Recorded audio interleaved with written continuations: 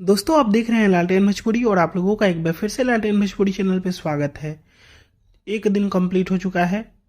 अभी 7 बजे एक दिन कंप्लीट हुआ है। 7 मिलियन व्यूज हो गया है कंप्लीट। और कमेंट आप लोगों ने मात्र 10,000 ही किया है कल से। ये गलत बात है। 1 लाख कमेंट का टारगेट था, आप लोगों ने नहीं किया। ये बहुत गलत बात है। आप लोग कमेंट मारिए उस गाना पे। और दोस्तों इस गाना पे इंस्टाग्राम पे भी बहुत ही ज़्यादा पकड़ बना लिया है। इस गाना ने रील्स बहुत ज़्यादा बन रहे हैं। 3,000 से प्लस 3,000 से ज़्यादा रील्स बन चुके हैं। और इस गाना के जो सिंगर है, फीमेल सिंगर अनुपमा यादव ने भी एक रील वीडियो बनाया है, आप लोग देख सकते हैं।